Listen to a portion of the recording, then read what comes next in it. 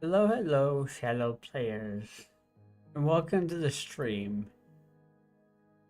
I know I had said that I would be doing like 3 things last night, but I don't feel like I want to do those things. I don't want to force anything that won't seem genuine.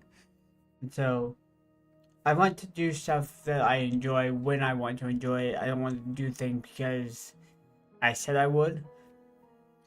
And things change from day to day, so. But especially when it comes to gaming and stuff, it's like, do I want to game today? No, I don't really want to. However, there is one thing that I do want to do, and it is a work of art. So we may do that at the end of whatever I decide to do. Um, so, but I've been thinking about this all month, if I wanted to do this or not. And I figured it's my own story. I can do whatever the hell I want with it. And if I choose to share it, I choose to share it. And I want to share something with you guys, and in particular 2 chapters. I'm not going to tell you where in the story you guys are at. The first chapter we will read will cut off kind of instantaneously. It won't really have an ending to the chapter because it still hadn't been through the editing process that I'm doing right now. And then the other chapter is kind of the same. So hopefully it'll be smooth. Things are apt to change. Dialogue, the way that certain sentences happen, will be apt to change. But the meat of each chapter will stay the same. So, but there was one thing that I was indeed planning to do this month, but they just kind of fell apart. I did this. When did I do this? Hold on, I need to go pull it up on my channel and see when I did this. I did a video. Oh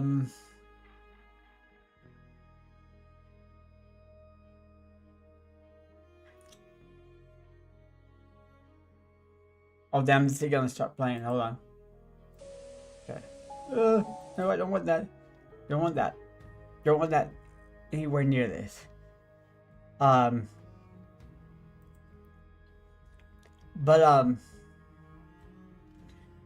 So I did the high stakes duel back in. Oh, it was last year. 2023 of last year. I was doing it before I moved, but I didn't put it out until after I had moved. And I had said that I wanted to do a lot more lip singing, and which I still do. And in particular, one of the songs I want to do is "Let Me Through." But I think it would be cool to be able to do it lip singing to the read lyric. And what is on High Stakes Duel is completely different as opposed to what's in the story now. And so I said that I would do an updated version when I had the full song done. I literally never fully intended to get it done. I just know how I work, and I was expecting this book to kind of just sit and collect dust for a few more years before I even touch it again. I didn't expect it for it to be this year's story. and be so hell-bent on doing this. But I want to do that for you guys. I was going to do it this October, but with everything going on, I'm just gonna hold off until November, when I'm not stuck streaming every night. I mean, yeah, of course I could say I don't want to, but I want to. I love doing it, so. But I'll focus on that next month. So that'll be coming out. But so since a lot of people don't watch these streams, it'll be rare for somebody to find chapter being read that'll have to change, and should people have the original the book in hand, they can come back and watch this to see what is different to what I changed and what's in the book. So I think it'll be fun. And then we may go back into the art of the work of art, because I did like that one. That was interesting. There's going to be a lot of reading tonight. It'll be a lot easier because with Colston Phantom, I am well versed in it. Hopefully, I do get nervous when I'm reading my own stuff. So hopefully I can keep to it. Car speeding down State Street. Annoying. I'm not going to have any music playing, only because I don't have any music that would fit the chapters. At least, I could have Hypnotize play, but nah. We won't have music playing. I'm not going to show anything either. I'm not going to show the actual text. That's not what I'm going to do.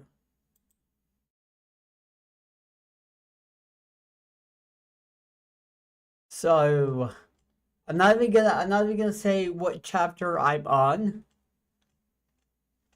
Like I said, I'm not gonna tell you guys where you are in the book. When did it occur? So it'll be interesting.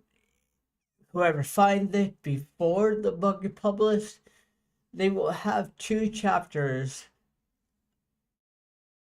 of where you don't know where you are in the book.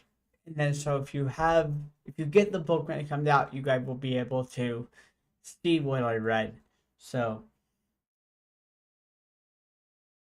oh my god, okay. Am I gonna do this? I think I am, yeah. I'm gonna buckle down and do it. Cause I want to. This is cause still it's one of those things where I look at this and I can't believe that it's my book. I don't know how to explain it. It just tripped me out that it's a book I wrote and it's so long. And it's a nice flow. I don't know. I don't know. I was so flabbergasted whenever I write a book that I did it. But that's the joy of doing this. It's because it's like that came out of me. How? So I don't know. It's fun for me to like is how is it that you have world inside your head that you can write and bring to life. It fascinates me. Even though I do it, it still fascinates me at how it is. So but I think that's enough rambling for now, because I'll just repeat myself because it's just one of those things. But let's get into chapter number 1. Of course, this is not the first chapter, it's just a chapter. Oh, God, okay.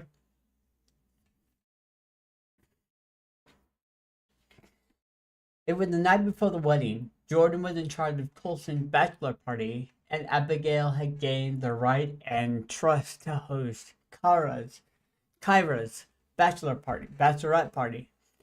Colston party was a light, drunken night of karaoke. It was a mere celebration of a union to be, not the death of a bachelor, as many would put it. Colston, unfortunately, had to cut the night early as he wasn't feeling the best. A headache and slight stomach bug had hit him the night before, and had remained throughout the day. He kept it from Kyra because he wanted her to enjoy her night without her worrying about him. Jordan and the other three groomsmen were not hurt in the slightest. Colston bid them to stay and enjoy themselves. He would get a taxi ride home, a ride that Colston immediately regretted. The ride was not smooth and the music was way too loud. Once out, he vomited in his front yard. He felt a little better after that. Entering the quiet house, this would be the first time in 5 years he would be going to bed alone. He kicked off his shoes at the front door and took off his shirt as he walked to the bedroom. He brushed his teeth before falling into bed at 10:40 p.m. Hours later, he was awoken by Kyra's ringtone. He scrambled to pick it up. There was a smile on his lips and joy in his heart. "Babe?" His voice was groggy. Kyra must have been getting ready for bed and wanted to hear his voice. However, the voice that Colston heard was far from happy and joyful. "Cole, I need you to come get me." Her voice was whispered and trembling with fear. The sleepiness and lingering sickness were immediately chased away by panic, the joy in his heart replaced by fear, and his smile transformed into a snarl. "Are you at Abigail's?" he asked, springing out of bed. "Yes." "What the hell are you doing on the phone? Get in bed," a voice roared. Colston helplessly listened to his wife beg and cry. The man growled, and Kyra's fearful scream was cut short when the line disconnected. Colston stood in the dark hallway. His entire being was shaking as he fumbled to get his shirt on. With his shirt halfway on, he swung open the guest room door. "Jordan?" To Colston's despair, the bed was empty. Getting his left arm in and pulling the shirt down over his chest, her scream echoed within the walls of his mind. "Kyra!" he called out, forcing his shoes on as he dialed Jordan. It was close to 2 in the morning. That on the fuck. It was close to 2 in the morning on what was meant to be the happiest day of his life. Instead, Colston was sprinting out his front door, heart full of fear, while going to save his wife. Jordan picked up after 2 rings. Colston could hear the thumping of music and the chaos of chatter. "Bud, what is it?" Jordan's voice was carefree. Colston was climbing into his truck. "Jordan, Kyra's in trouble." "What?" The tone had just changed and he seemed to be moving. "Hold on, Cole." Colston heard the music fade, followed by the sound of a heavy door opening and closing. "What do you mean she's in trouble?" "I mean," he was trying not to yell as he started the truck. She called me to come get her. She was begging and crying because there was another man in the room with her." He put the truck into gear and got onto the road. "I need you to stay on the phone with me. I'm heading to Abigail now." "You got it. Do we need to phone a taxi so we can be there to help?" Jordan asked. "I don't know, man. I don't know what I'm walking into. I just need to know that Kyra is safe." He started hitting the steering wheel, and tears of frustration fell. JD, I knew it. I felt something was off. But Kyra seemed so happy. I let her down. Hey, stop that. You have not let her down. You were simply respecting her want and not letting your grievances with Abigail get in the way. Jordan then grew extremely serious. Do you think you'll be walking into danger? Colston couldn't have feigned ignorance on this one. I believe I might be. Jordan sighed, understanding that there was no stopping him because Kyra was in potential trouble. How far away are you? 5 minutes, Colston said. The roads are barren. Listen to me. When you get there, put your phone in your pocket on speaker so we can hear what is going on. If it sounds like you are in trouble, we will call for help, Jordan instructed. All right, Colston said. Colston said he was pulling onto the street and his heart was pounding.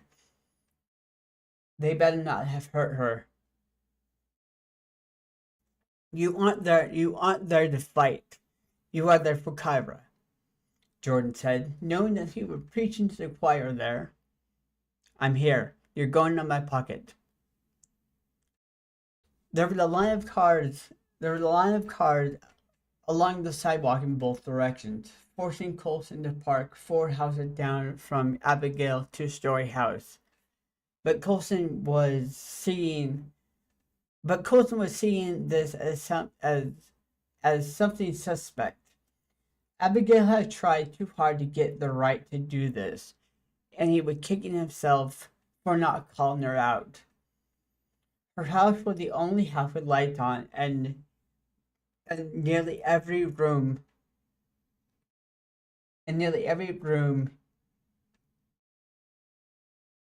had its lights on.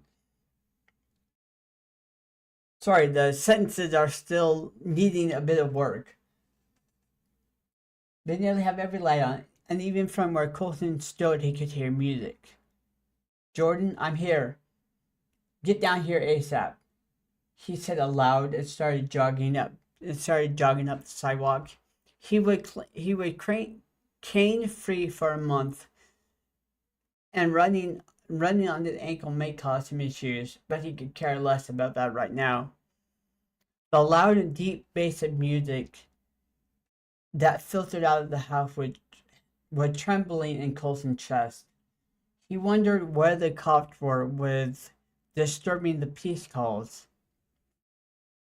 Colston was 2 houses away when a group of 10 or so were out in the front lawn being rambunctious. Noticed his approach.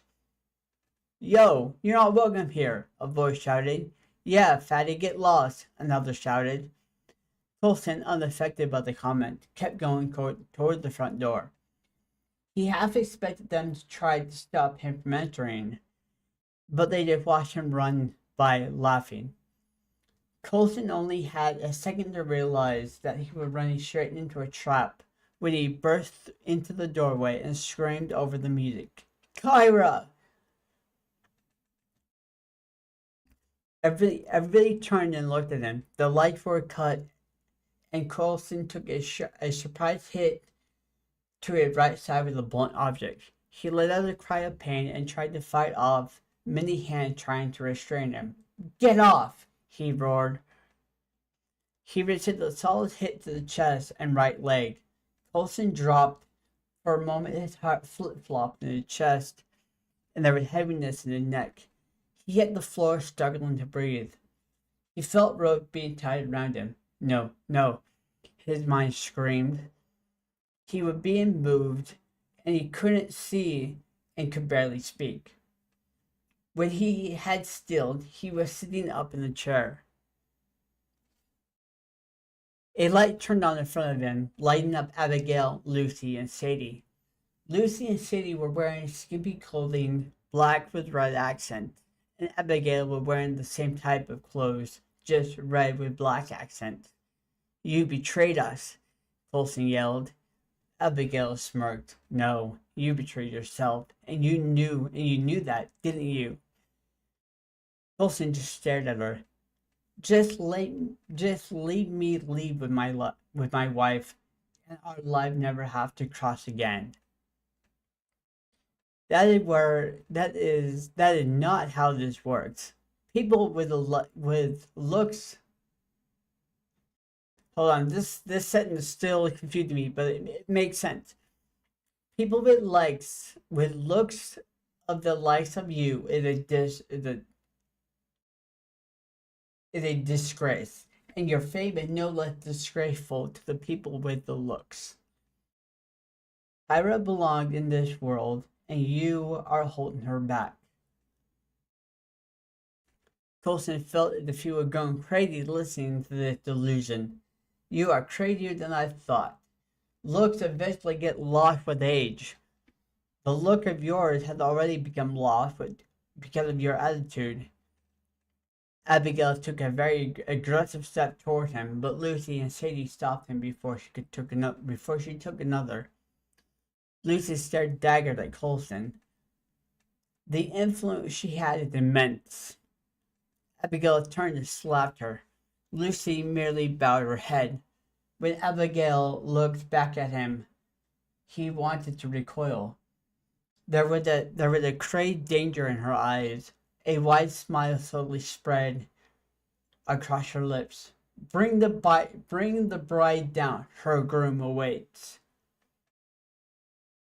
Colston could hear shuffling to his right, but could not see anything. He was fuming that this was even happening. He could free himself easily from the ropes that were tied around his chest and arms. A tall man in boxers entered the lighted area, trailing behind her with Kyra. Behind him with Kyra. One of the man's hands were wrapped around both of her wrists. She looked drugged, but her eye lit up with fear when she looked at him. She was wearing a thin red shirt with gold letters bright to be on it. Kyra. His voice was low and concerned. Colston. Her voice was barely audible. The man yanked at her wrist, making her whimper. Colston lunged forward, pulling at the loosely tied ropes. He tackled the man, knocking him into Abigail. Colston screamed over the shriek of Abigail for Kyra to run. Kyra couldn't get far with the wall of people blocking the way to the door. Colston fought against many of the hands that were trying to grab at him. Kyra abandoned trying to run and draped herself over Colston's back. Abigail, stop this. Let me walk away from my husband. Abigail laughed. I am Abigail Sunderland, and I never admit defeat. She snapped her fingers. Kyra would pull free from Colston. Before he could move, he would kick across the face, instantly dazing him. He felt himself roll to his back. Then his body and mind were snapped back into alertness after a whiff of smelling salts. He tried to move, but people piled on his limbs. Stop this! Let it go! He demanded. Abigail looked down at him. No, this will be a lesson, a clear declaration for these two worlds cannot mix. Abigail, please, I made a mistake, Kyra cried. She turned on Kyra. Yes, and? Colston lifted his head and met Kyra's eyes. She held his gaze and was silent for too long, causing Abigail to kick Colston in the hip and shriek. And? Kyra watched her husband silently writhe, tears fall. Then she looked right at Abigail, who was seething. I have no idea who you are or what kind of cult you want to run, but I want nothing to do with you. Let me and Colston go. Abigail sneered. A cult, you say? Till death do us part. Till death do us part. She snapped her fingers again. The people that were piled on Colston ripped his shirt off his body, and a knife was placed in Kyra's hand, while a man stood behind her, with his hand gripped over top of hers. No, no, Kyra screamed as she was guided toward Colston. Colston struggled, but to no avail. Kyra, one sibling did not leave my world. Since Colston is keeping you from fully embracing it, you must free yourself from him. Kyra was forced to kneel on Colston's stomach. I'm sorry, my love, Kyra cried, fighting with all her might. Abigail, Colston yelled as best he could. They will not free her. Abigail snapped her fingers. The knife stopped high above his chest. She looked down at Colston, then rubbed Kyra's quivering chin. Explain yourself, you fugly excuse of a man. Kyra let out a scream. What kind of monster are you? She was locked in place by the strong man behind her. Colston could see that she was going to strike Kyra, so he quickly diverted her attention to himself. Kyra is and never will be a part of your world. If you think by making her kill me will free her, then you don't understand true love and will never feel its touch. Kyra will resent you, hate you, and will do everything in her power to escape you. Colston could see her face contorting in fearful understanding. He glanced at Kyra's tearful face. You had a good friend in Kyra. After I'm gone, you will lose her too. You think yourself high and mighty? She screamed at him. Do it, or I'm going to smash your face in. No, Colston. Kyra cried as her hand guided down. The hand guides her downward. Colston looks up looks her in the eyes. It's not your fault. I love you. Her body was shaking as she fought, but the tip touched Colston's skin, and when it broke through and started sliding into his chest, Colston cried as she screamed, Colston, no, Hand up, police! The man guiding Kyra's movement let go of her, and she pulled the knife out, causing a small amount of blood to ooze out. Colston's limbs were free, and he was trembling so bad, but he embraced Kyra. She was trembling and sobbing. I'm sorry. Shh, I got you. You're safe now, Colston said. He moved her so he could cradle her face. Are you okay? The commotion all around them were second to each other. She glanced down the wound in the chest, which had stopped bleeding already. She looked back at him, and he watched her eyebrow back into her head. Kyra? Colston, Jordan called, waiting through the crowd of people filtering out. JD, thank you. You just saved my life, Colston expressed.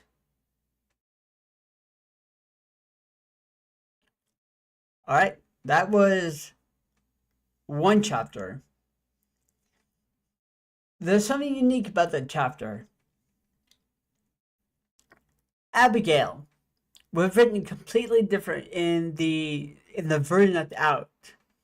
I toned her down a little bit. A lot. I toned her down a lot. She still went crazy during this portion, but not as crazy as what I had just read. But with me changing it to a psychological horror, it allowed me freedom to create this character the way I originally saw her. And this is how I saw her. She was just this crazy. So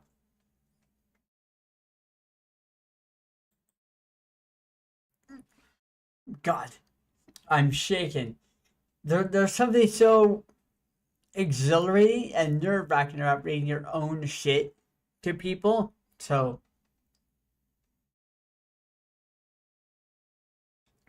also, it's not completely done as well. I still have a lot of work to do to fix a lot of that, but the main portion of the story is there. And so now we're moving on to the next chapter.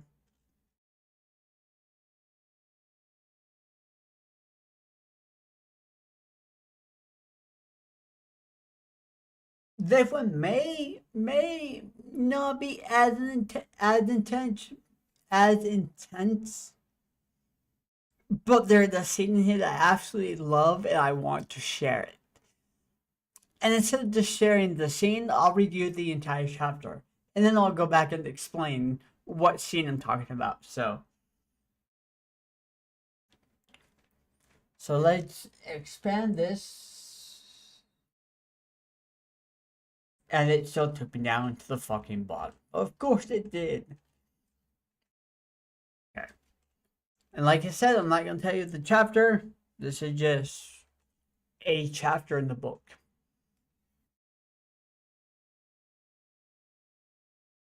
Oh my god.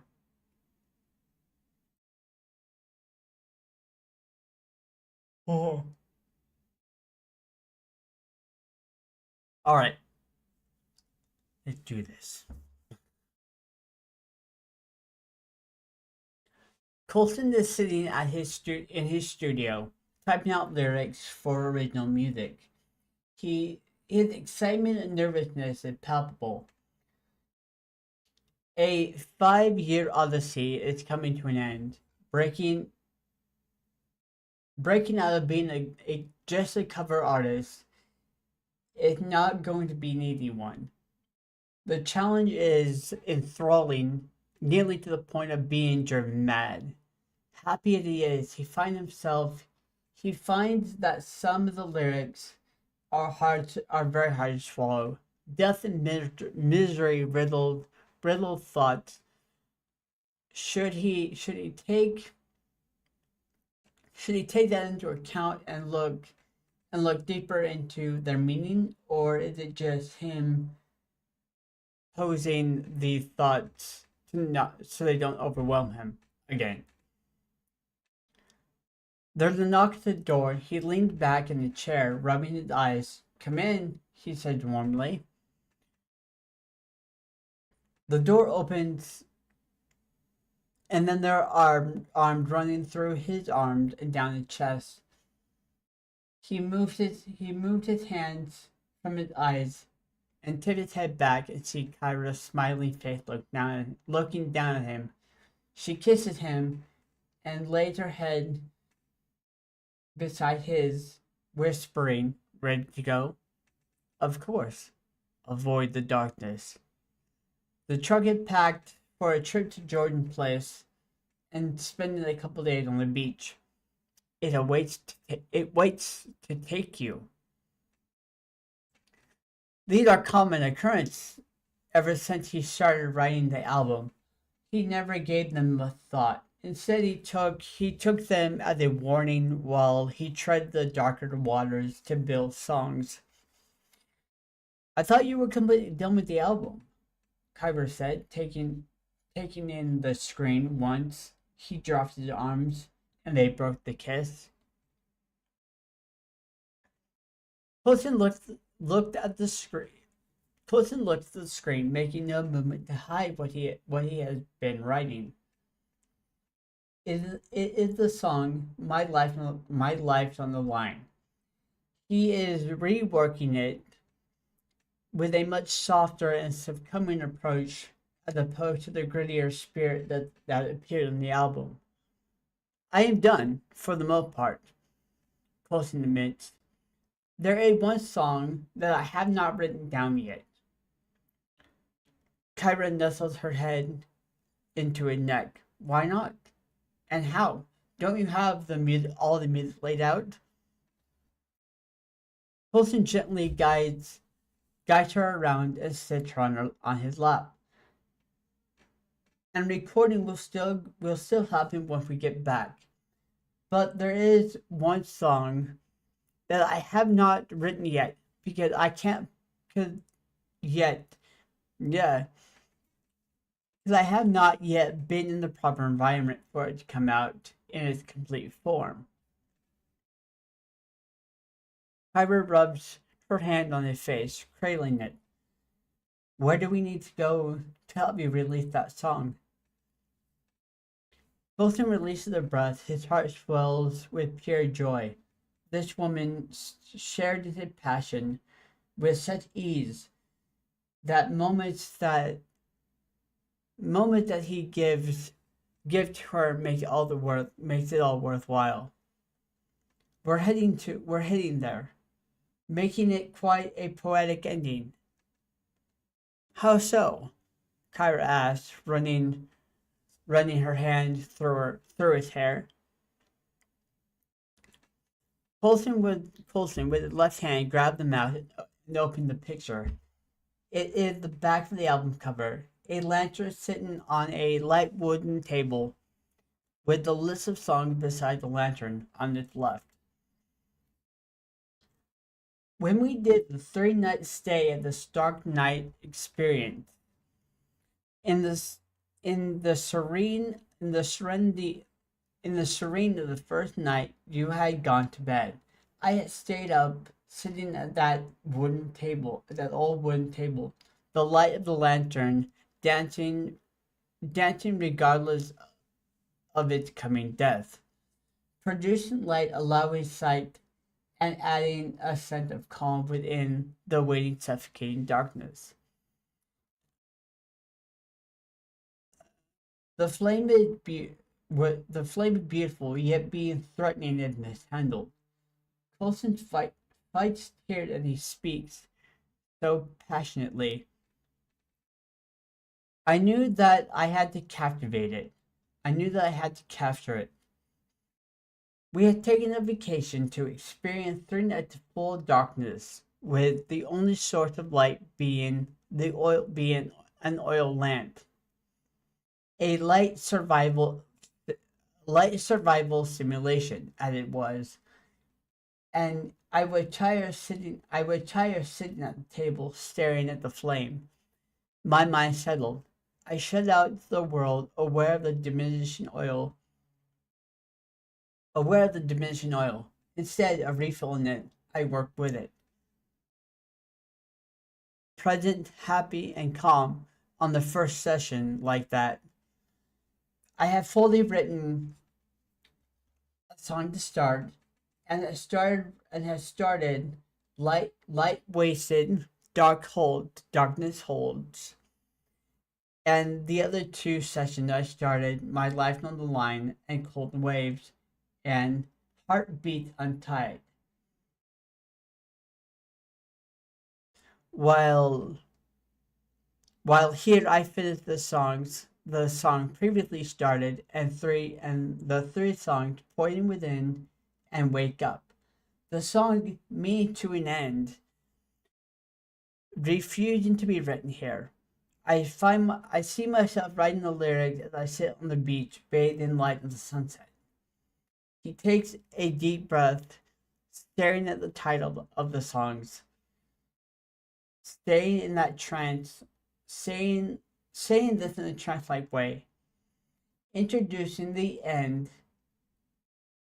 indicting the end of a long, hard road. The contrast of the vastness of the ocean at the end to the dark suffocation of the start. He looks at Kyra and gently pulls her face close. It is all worthwhile. He kisses her. Oh God, I'm shaken. I'm tingling. Ah, fuck. Okay.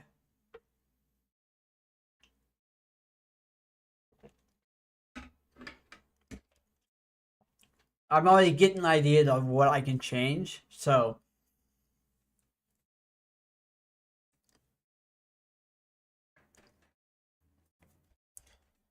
Colson starts the drive out of state. It is about midday on a Tuesday, so roads are barren for the most part.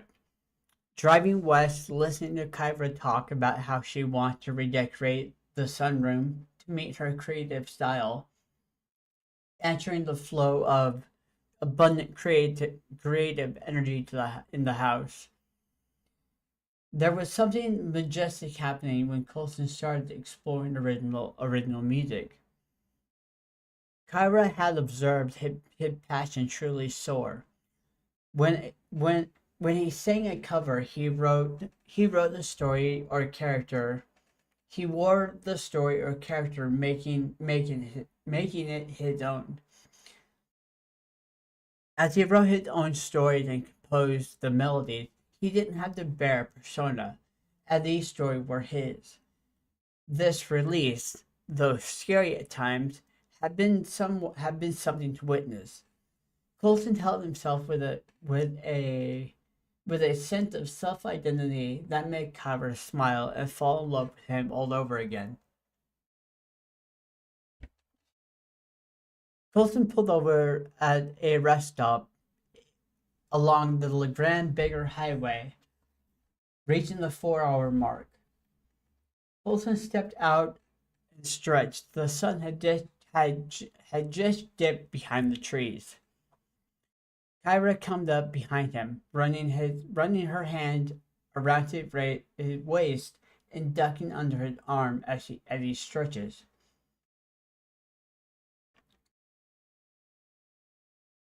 I lost my spot. Her hand fall her hand falls on his chest and he drops his arm around her.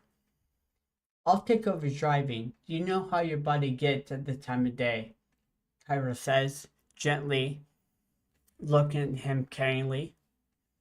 Colson sighs. Yeah, I guess. But don't you find that weird? No, darling, it is just you. She smiles. Your discipline is extraordinary, and that is why your passion shines. Colson smiled and kissed her. I'm going to try to fight it to write the song. Just don't fight it to the point you hurt yourself. This comes as a sharpened warning. Let's get back on the road. Her tone is back to lovely and kind. Colson moved to the passenger side of the truck, still feeling the effect of Kyver's words. He can't explain why or how. It just wasn't his wife. Climbing into the truck, hiding the fact that her words were hurting him, she patted his arm and pulled out of the rest stop. Before Colson could attempt to stay awake, he found himself in the dreamless dark, with a pile of undulating dust that had lingered in the corner. Though it is fading, for as long as he had been working on the album, this dust pile had been there.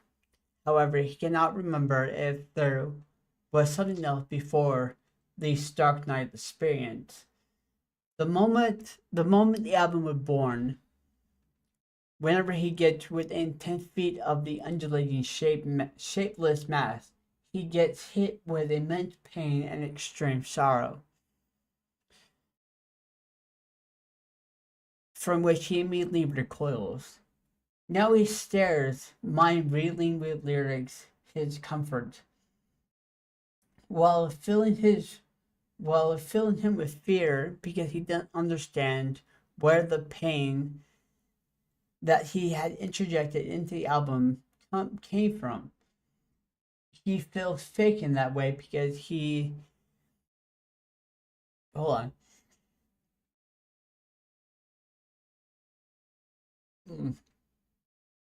He feels fake in a way because his purpose as a singer is to elicit emotion from the listener, allowing connection to happen. music to singer, music to listener, and singer to listener.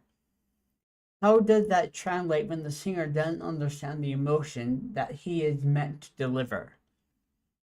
Here's fall at that notion. Had he grown numb? Had his passion begun to fade now and had become a job? A sob escaped a sob escaped his threatened throat. God, God, have I forsaken thee? He cried in fear. He stared at the pile and concludes that this is where he is drawing from. He whispers, I must understand. He moved and sits right outside the influence of pain and sorrow. Before he laid down in preparation to roll into it, he hears voices. He heard voices, too low and distant for Colston to make out, but his heart twists in pain. The dark space rocked violently, sending Colston rolling away from the pile. His eyes snapped open, Kyra's arm is across his chest as the forward inertia throws him forward toward the dash. Tires screech and somewhere is and there are sound of horns honking. Colson immediately looks at Kyra and his eyes feel heavy with sleep and adjusted to the light of the new dawn. Kyra stared at him in panic, gripping the wheel tightly with her one hand. Honey, are you okay? Kyra asked breathlessly. Colson nods, and his hand goes to his chest, patting Kyra's arm together, blocking his hand to be placed directly over his heart. The twist of pain he felt in the dark has followed. The question now is, does he bring attention to it? He remains himself in the he remains himself of the he reminds himself of the tone Kyra used last night. Also, the words are now contradicting his issue. He must fight it. He must fight it, or will it hurt him? He decides to hide this one thing from her, just until he can understand it. He looks forward and sees that they are in a traffic jam. Are you alright? They're at the gas station half a mile. You think we could trade? Holston folds his hand with hers. That is fine, he said. They are nearly to Jordan, less than an hour away. When we stop, I'll call Jordan. He kisses her hand before letting go and turning to reach into the cooler. Want water? Please. Colson pulled out two waters. He opens Kyra's first and handed it to her.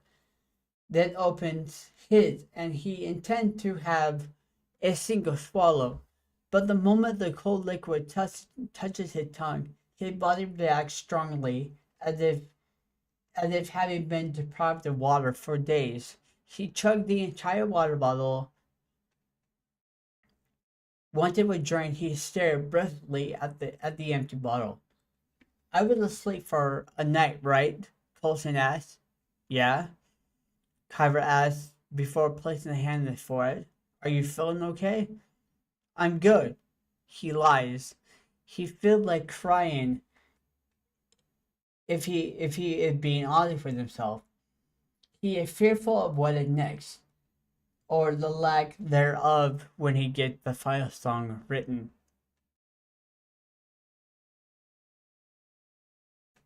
Okay. We've had a break. We've had a break.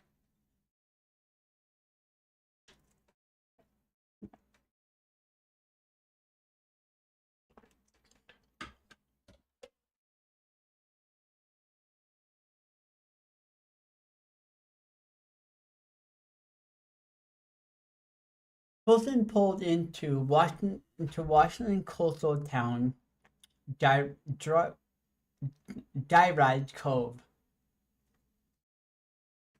I already had trouble. Yeah, Dyride. Yeah, that's what I named it. Dyride Cove at 8:20 a.m. He rolled down the window and takes in a mixture of salt air and freshly baked Dyride Cove famous saltwater donuts. Turning off the main road toward Jordan's and crossing the hill, allowing the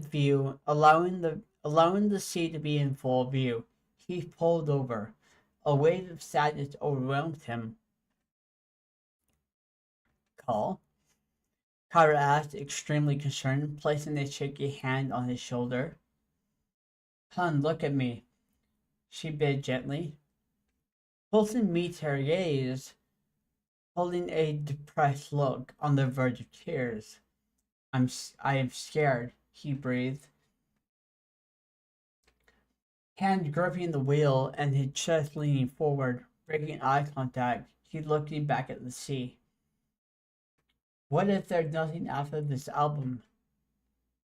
What do you mean? Have you not noticed a difference in the creation process? Colson asked, looking at her with a pleading look. Kyra stared at him, dropped her hand to his arm, and let out a sigh. She breaks eye contact. I have noticed a difference, but I didn't mention it because you seem to have it under control. What was it? Hollowness, she said. There is a distinct lack of wholeness. There is no doubt love and compassion for what you've created, but it's a sense of, but it seemed like emotion portrayed in the lyrics are somewhere else, are someone else's. This is fine for covers, but these words that you have woven together. The emotions should resonate throughout your being as you release them into the songs. Colson breaks at this. I don't understand. How could I be driven to create something that has such meaning, yet I feel so distorted from the emotion in the lyrics? He starts breathing heavily. I feel that this is the end. Whoa, Colson, take a breath. Kyra rubs his arm. Don't give up on yourself. As hard as it might be, perhaps this is the album this is how the album protects is protecting you from its content. Something that you work on for so long, you can become susceptible to the emotions causing you harm mentally. Colson takes it in. It does make sense, but he hates it. He hates the lack of connection. I'd rather fill than be a bleak vessel. Maybe once that last song is written, understanding will come, Kyra adds. Colson takes a few moments to compose himself, then continues to Jordan's house. Colson turned onto a private road lined with trees, blocking the view of the sea. Following the final bend, straight ahead. The hell was that?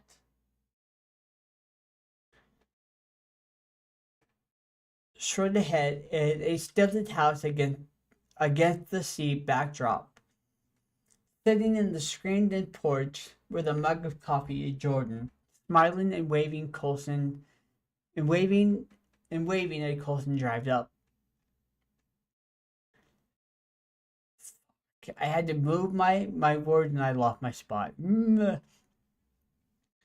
hugged Colson's arm. I'm glad we are here. Me too. He put the truck in the park. As Jordan had left the porch and started down the stairs. Stepping into the refreshing air, though feeling the lighter air filling his lungs, his heart twined with sadness. He steps. He had immediately. He had immediately enveloped in the hug, alleviating the sadness momentarily. I am so unbelievably proud of you, Jordan says. He pulled away, holding a hand on Colston's shoulder, and Jordan had tears in his eyes. JD. Colston clapped a hand on his shoulder. Thank you. You have been a massive help. Hira appeared and Jordan hugged her. JD, how are you? She asked, releasing him and intertwining hand with Colston. Great. Come on. Like you guys settled. Today we're going to take it easy.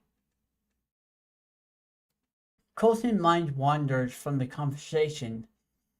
There is a new pull, so desperate it fills him with terror because there is nothing. However, there is a slight feel of familiarity. Could this be the pull? He questions. But before he could pursue this, Kyra's voice breaks through the maddening thought. The maddening thoughts. Huh? What? Colston stammers, looking in the concerned faces of his wife and best friend. Then something within clicks into place. A chill washes over his body. Sorry, I just zoned out. Jordan and Kyra's face relax. Come on inside and take a load off. You deserve it, Jordan says, and lead the way up to the house. Kyra follows a couple of steps in front of Colston. She turns, casting him a look that takes your breath away. The warning that is in her eyes is intense and lasts for a moment before they immediately soften. All he could do is smile back, as the words repeat in his mind. And this time there is one other. Avoid the darkness. It waits to take you. Fight and cracks shall appear.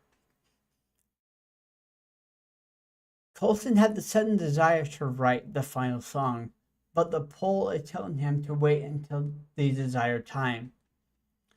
Colston, buddy, come on, Jordan called from the porch, his calm voice edging with annoyance. Colston turned his head to look at him. Kyra is standing on the stairs halfway up. She is looking at him with concern. No, he whispers, shaking his head, and his hands fly up to the side of his head. Something is wrong. He then looks at the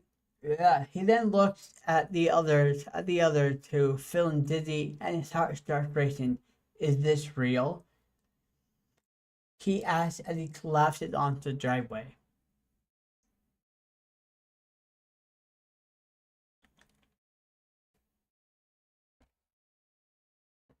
Okay, we have a small break. I paused the brakes. Oh God. Oh.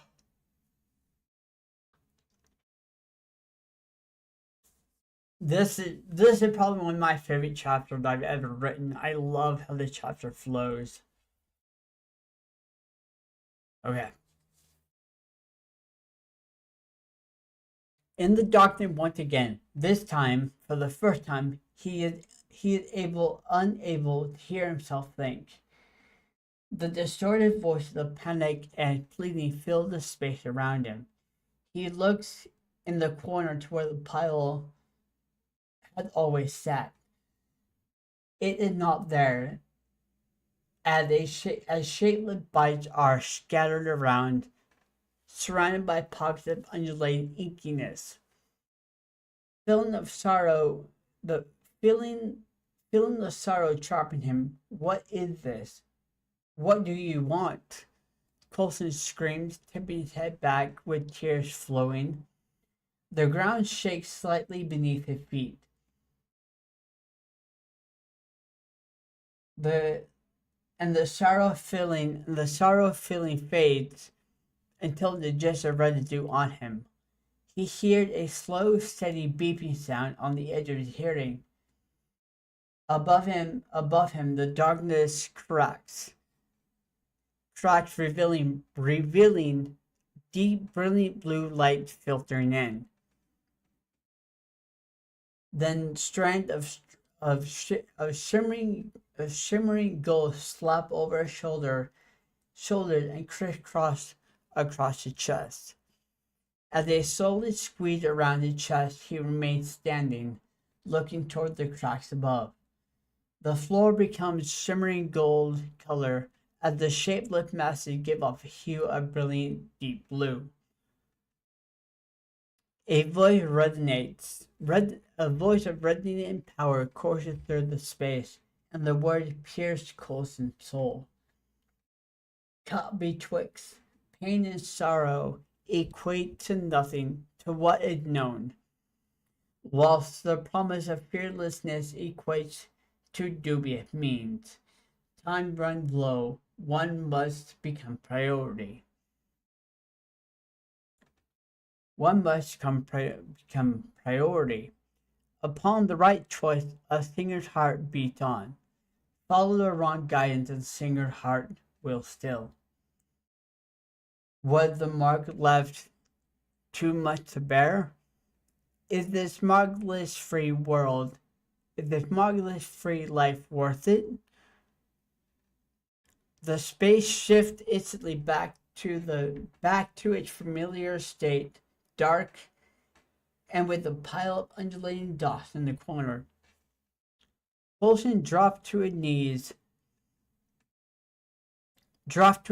eyes feeling heavy, and before falling forward, he mutters, "As your songbird, I flitter in the shine of your eyes."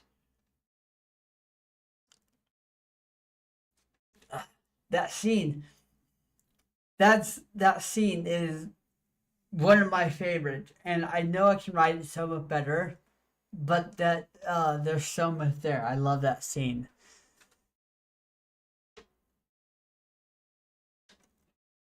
Okay,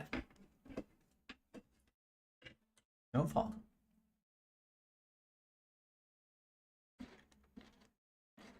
All right, I'm looking at something.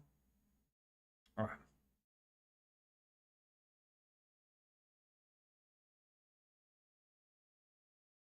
Okay.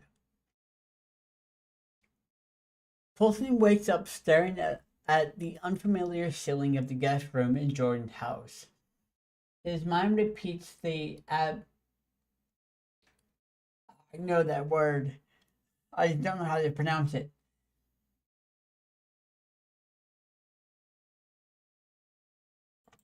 Hold on, I'll do this really quick. Um, I don't know how to pronounce it.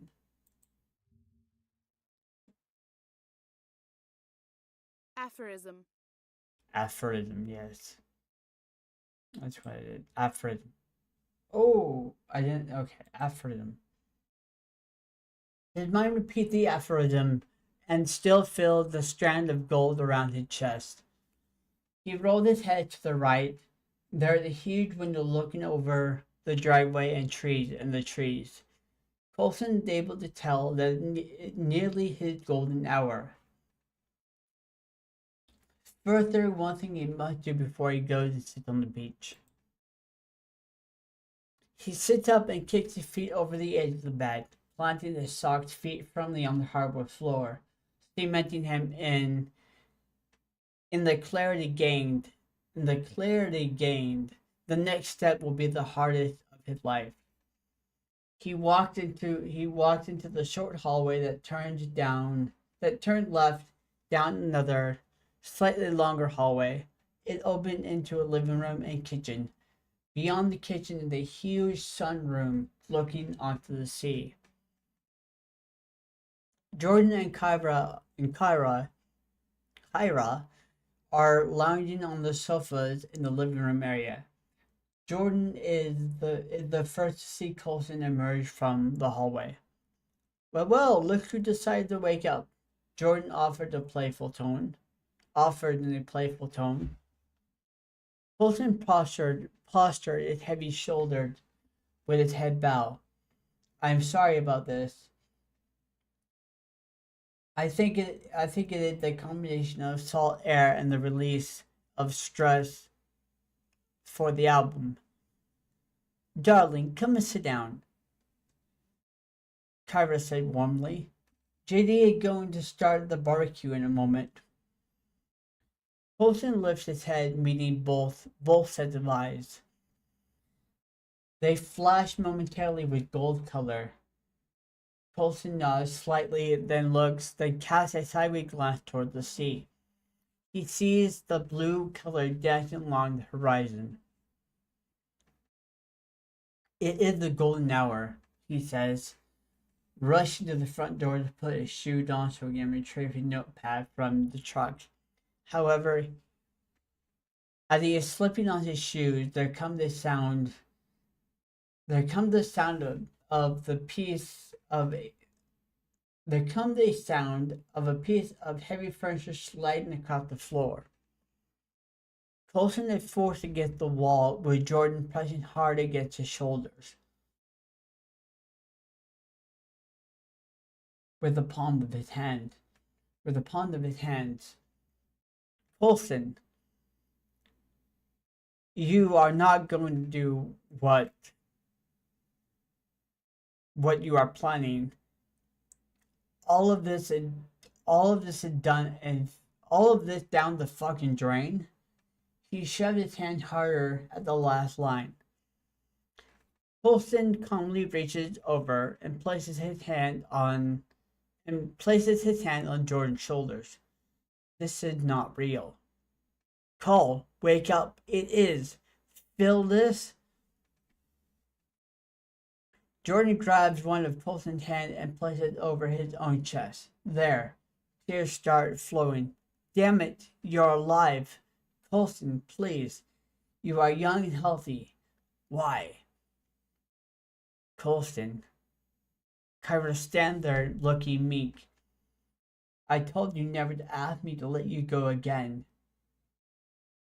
There the flash of gold happening in her eyes. Those words hit him hard, but the circumstances behind the reason that those words were spoken are lost to Colston. Colston gently moved past Jordan and put his arm around his wife's waist and stared into the shining eyes. That sensitive phrase is meant to confuse me, keeping me here, free of pain and sorrow. From the event I cannot remember, I just know that because of that event, every breath tastes so much sweeter. Every moment spent with loved ones were treasured, and every note I sang was a gift. I am ready to wake up. Let me go. Colston drops his hand and steps away from Kyra. Who figure flickers. He leaves to go to the truck. After, armed with a notepad and pen, he walked down to the beach. There was a quick flash in his mind. His wrists and ankles were taped together. He didn't shy away from this as he walks. Fearful as it is, he feels that this is the mark. And surviving such an event, giving life a much sweeter note to it. He settled down on the sand. The sound of waves crashing against the beach is calming his hectic soul as the two separate lives start to line up. He pens the title on top of the page, Means to an End. Looking up at the setting sun, the song clear will be more like the song Clear will be more like songs. Oh, I need to correct that one. Hold on, I'm doing some on the fly editing right now.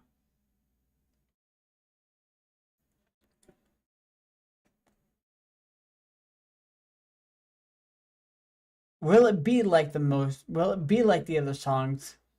There are two versions. There are two versions. A duet. I still have to work that one out. That one's confusing me. I don't know how I had that one set up. He sees Jordan and Kyra beside him. The shimmering gold strands were once wrapped around themselves, crisscrossed over his shoulder and chest. As the strand wrapped themselves around his belly, stay here, live worry free, Kyra said, laying on his shoulder. The strands are not tightening, they are just adding uncomfortable weight. Death comes for us all. You have a chance to be pain free, Jordan uttered softly. I'd rather die in sorrow and pain than live feeling lost. Let me be reborn and start anew. Colston reclaimed and gripped his pen and starts feeling the strand working down his arms. The first verse comes out. From cover to creation, empowered by night's embrace. It, it is a facade or a guide. It is a facade or a guiding light, leading me astray without a trace. An emptiness of void within. Is this the end before I even start? Through borrowed tunes and self-made melody, I pour my soul and play my part.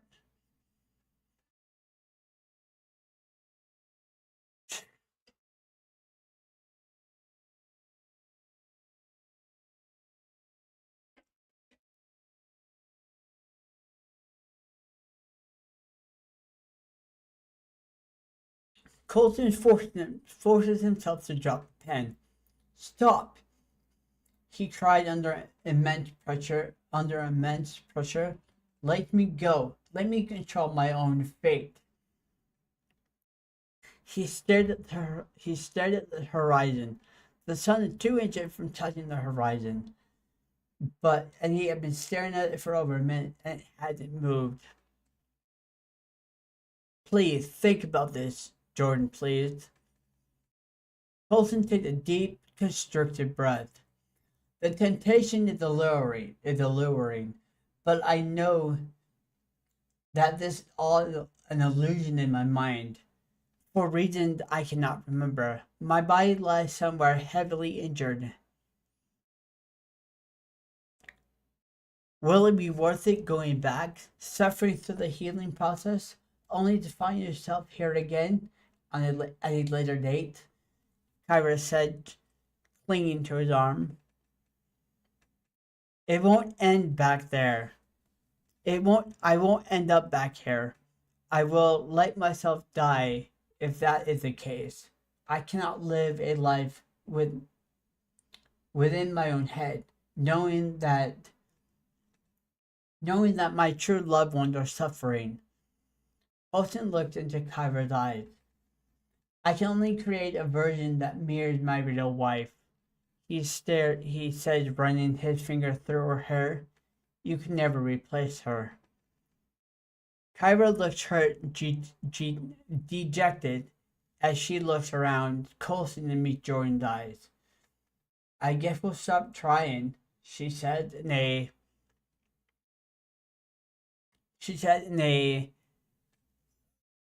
where is in a in a tone of cold absolution. Jordan sighs.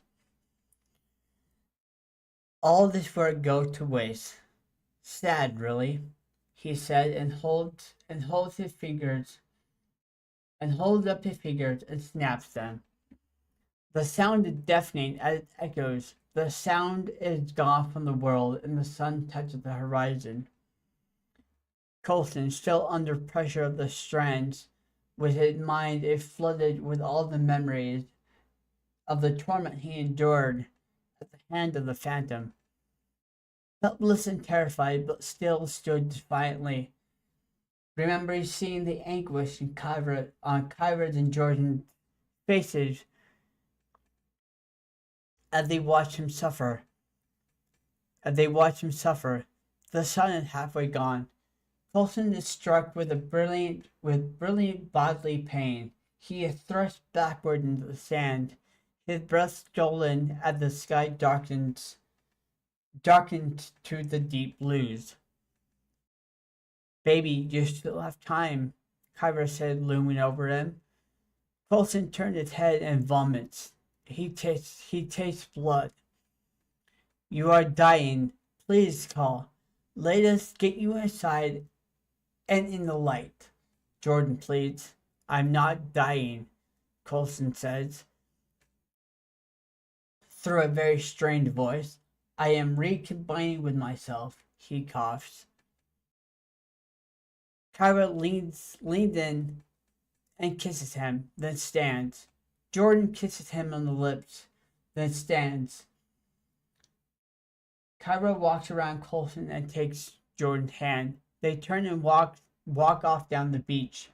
As they walk, the strands around Colson unravel and follow, taking the last of light with them. Colson filled himself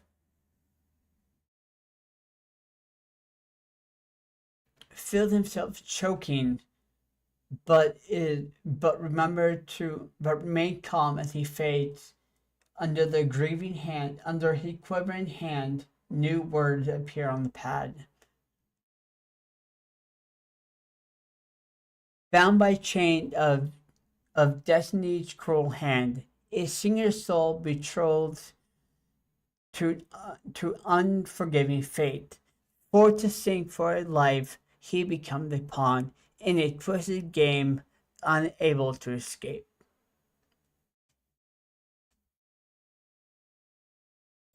And that was that chapter. God, that was exciting. I know it was all over the place, and I know that I don't read the best, but it's also because it's not, it still had a lot of work to be done on it. But it's, oh God, that is one of my favorite chapters of the pose. That chapter and the climax chapter is probably one of my favorites. Just the way the words are written, just the way I woven the word together, it's so fun. But I can't wait. I can't wait to be done with it. At the same time, I'm going to be sad because I love writing in this world. I love working with the characters, but it's going to be so fun to again release it and have it all the way done. I should have done this from the very start, but I with the alternate ending, I had an inkling that I wanted to do one. It just wasn't clear in my mind. It only showed up a month after I took a break from the book, but I should have done it from the start. Yeah, with it being complete, I'm able to do a lot more stuff throughout the book to play with the alternate ending. So, but I I do apologize for my lack of reading skill. I was nervous reading these, um, but I hope you guys understood some of it. I know I'm not really good at, you know, drawing it together, but I hope I hope it made sense, and I hope you guys enjoyed it because it's still very fun. And it's almost,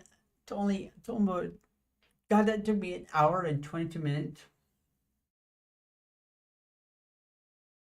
An hour 19. Because in my mind, I'm not just reading it. I'm trying to not speed up. I'm trying to articulate it, and I'm editing it at the same time.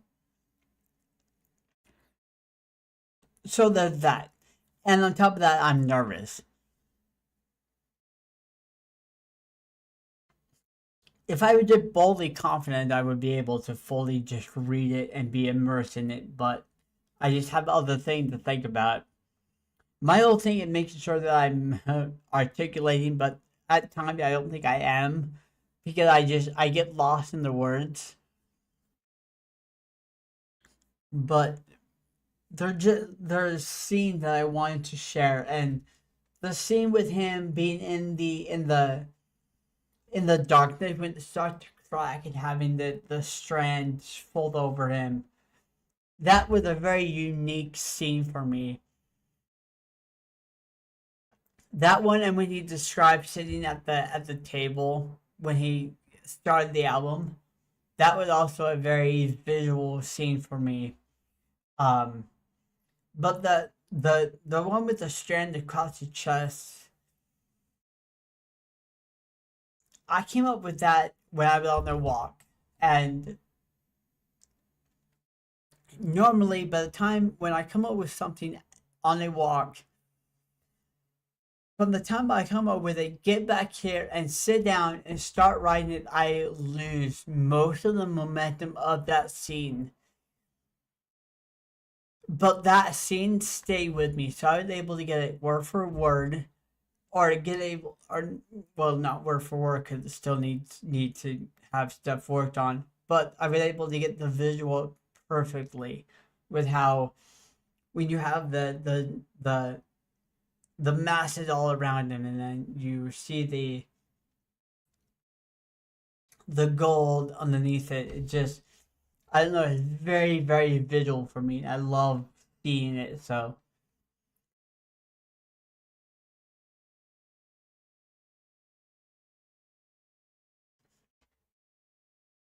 I hope you guys enjoyed that. I know it was kind of an off thing to read. It's not very horror like, unlike the first chapter I read, but it's still very very good. At least I believe so. It's one of my favorite chapters, and I wanted to read it. So I hope you guys enjoyed. Now we're going to move on to, why not? We'll do this. I haven't turned on Steam yet. Fuck.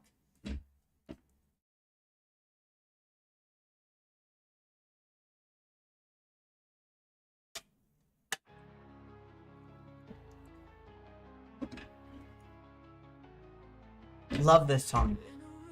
Love this song.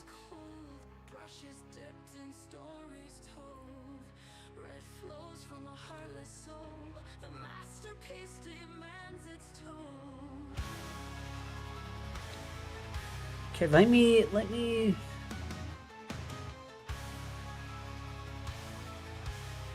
Hold on. Let me do this really quick. We're gonna do this for a moment. That way I can do this. Whoops. Yeah.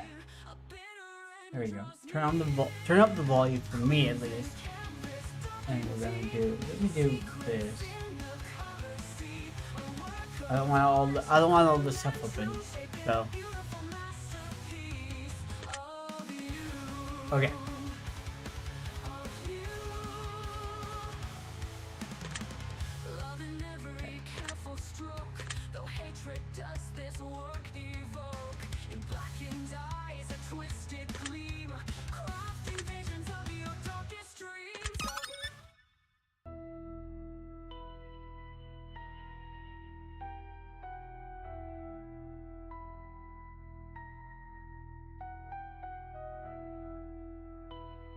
A look of hopelessness washes over Ronnie's face as he sits in the grim silence, dreadfully awaiting the unknown.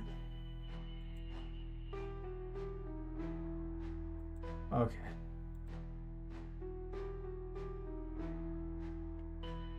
Oh, I'm playing art.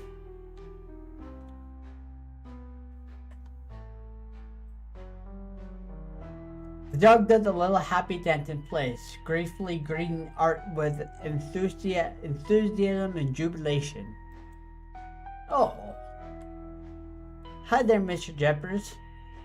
You keep a close eye on our guest here, and I'll give you a nice treat later. Got it? Oh, good boy. Cute.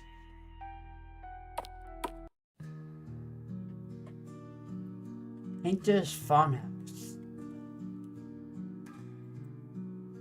The doll sits perfectly still on a large wooden table.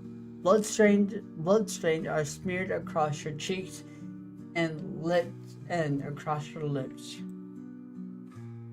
That's odd. This must be the doll Ronnie was referring to. But how is she down here? How did she get down here? Mother used to make dolls in the attic. I haven't had a chance to go through all of her belongings yet.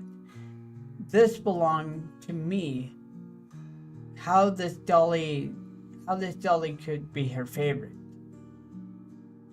Oh, it's beyond me how this dolly could be her favorite.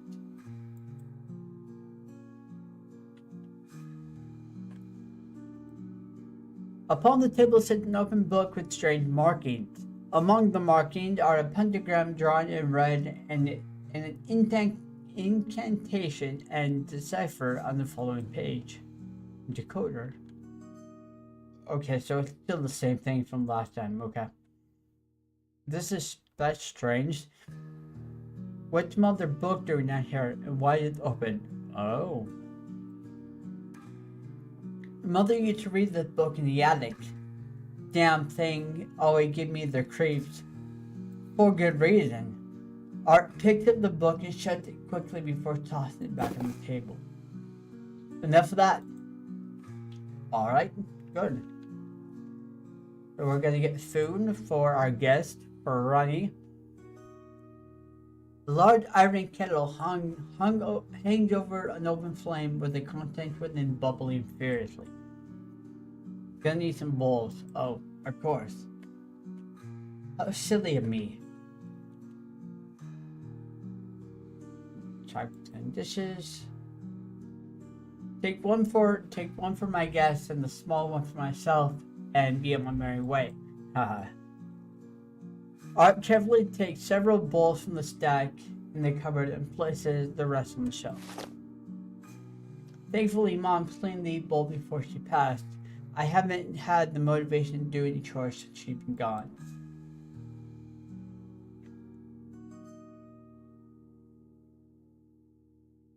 Yum! The stew smelled delightful. Art carefully ladled a portion of soup from the boiling kettle into bowls. It's going to be such a treat. I can't wait to share this with our new guest.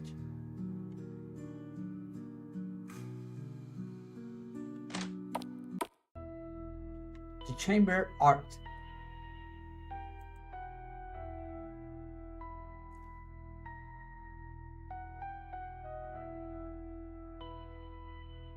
Well, hello, friend.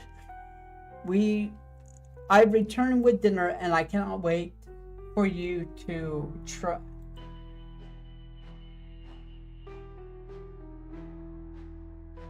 Upon looking at Ronnie's position, Art noticed that the rope that binds him had been tampered with.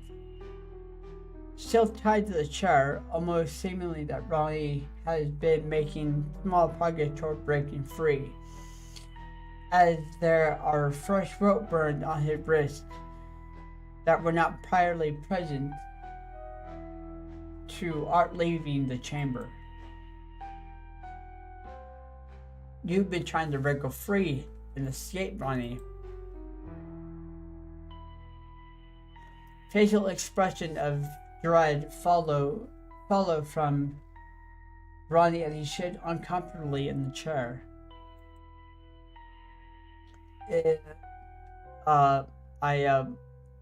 No. Don't lie to me, Ronnie. Don't you ever fucking lie to me. I will do awful things to you, Ronnie. Horrific, vile, ugly things if I ever find out that you've lied to me.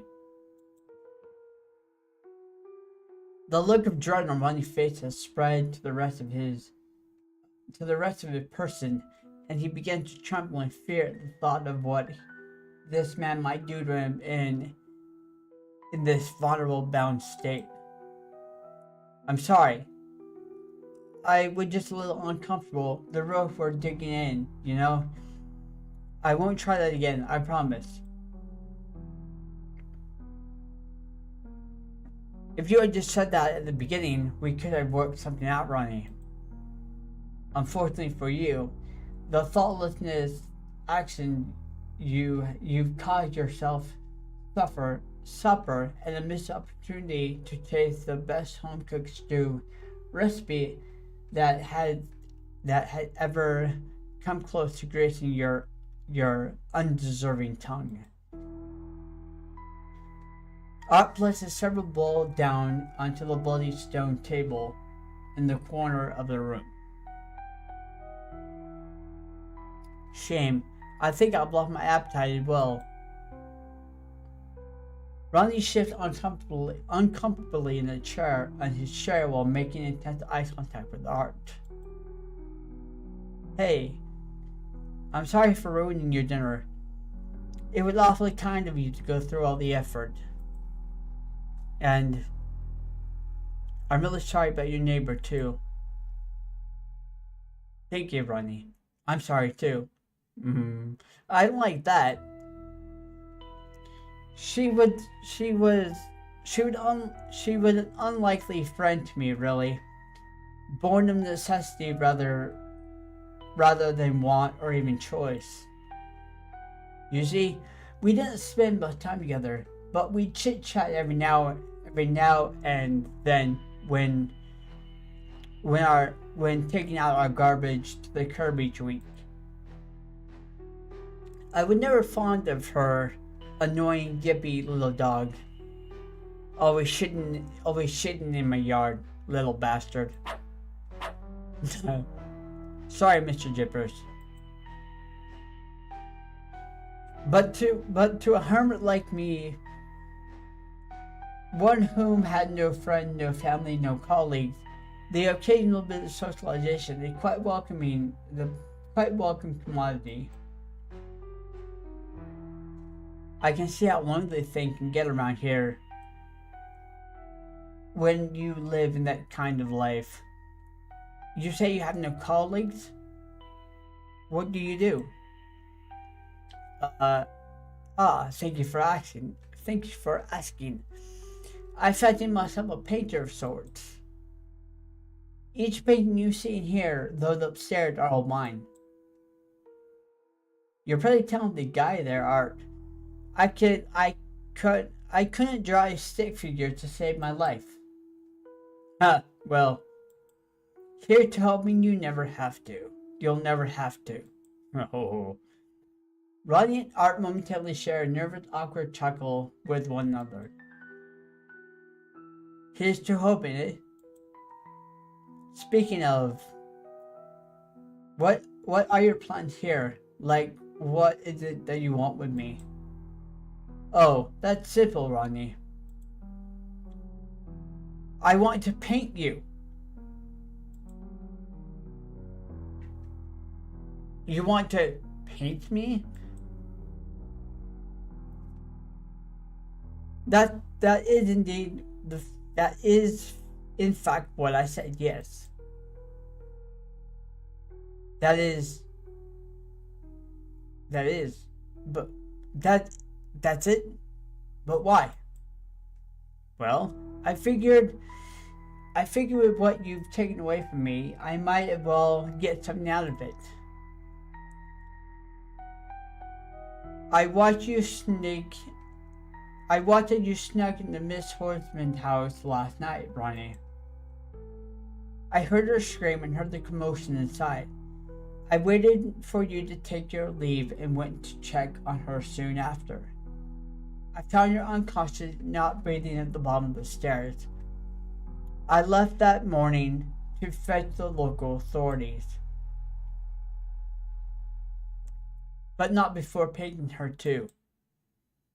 You painted your dead neighbor? Well, of course. I knew once she was on the ground, I'd never see her again. So I took the time to capture a memory that I could look upon whenever I felt the need. But then I realized I couldn't just paint Miss Horseman, for that would only be capturing half the story. I needed both halves of my collection. I needed to paint you too, Ronnie. And now I've got you here. Can I? I can't. Oh, now I've got you here. I can. Okay. A little weird, but I'm not one to yak someone else. I'm not gonna yak someone else's yum. So then, once you're done painting me, you'll untie me? Well, obviously. I have no use for you after I finish the painting. Besides, you're sitting in my favorite chair. I can't just... You can't hog the best seat in the house forever. Heh. Alright. So, when do we get started? Ah, an eager model you are. I like that. If you're so eager, we can start now. Honestly, I'm starting to get a cramp in the position, so the sooner we start, the better for me. I'm ready whenever you are. Wonderful. I'm so excited. I'll fetch my supply from upstairs. Now, don't go anywhere, Ronnie. I mean it this time. Wouldn't dream of it.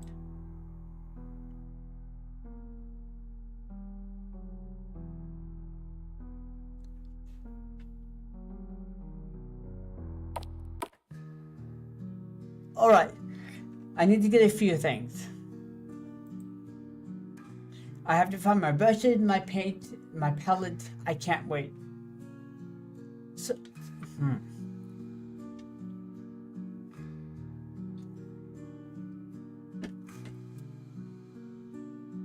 trying to think of what else he could be planning, but I'm not sure. Look in the box. I think the palettes were here.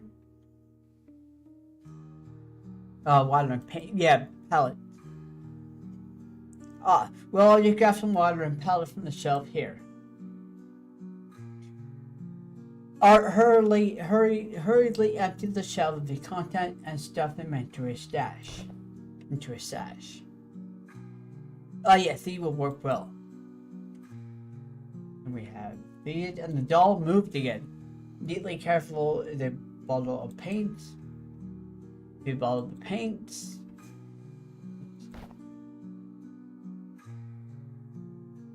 These shades will look vibrant on the canvas. The doll sits silently and still on the edge of the fire. She appeared to be holding a small bowl of stew. Hey, you must like my mother recipe too? Excellent taste, madam.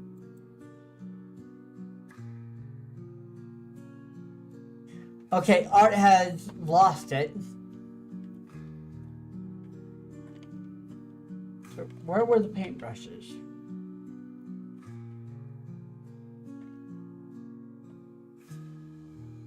Whoops. Her pedal sit on.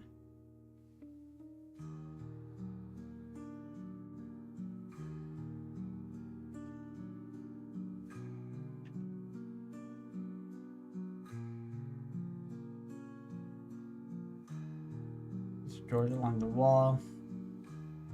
Oh, I get to do into a top drawer filled with an assortment of poorly sketched art. I remember these sketches. My first year in the art was rough, to say the least. Yeah.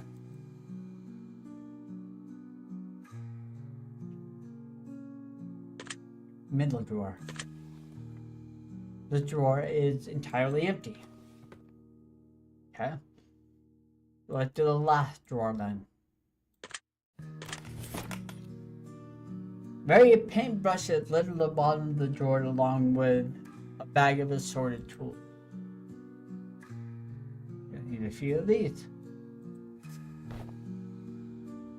Mine will grab these too. Pulled out the bag of tools, set them in the drawers. I think I have everything.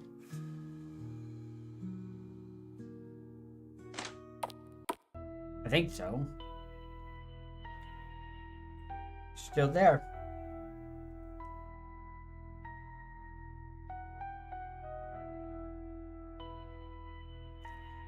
I have returned with my supplies. I cannot tell you how excited I am for this moment. So all I have to do is sit here and look pretty, right? That's right.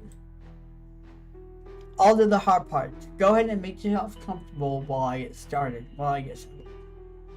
Art put art supplies from in person and set them on the floor between Ronnie and his art station. Alright, Ronnie. Stay perfectly still for me. Sure thing.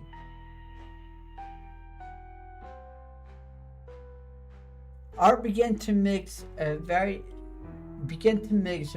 color of paint together, carefully selecting them from a palette and painting them upon his fresh canvas with a brush.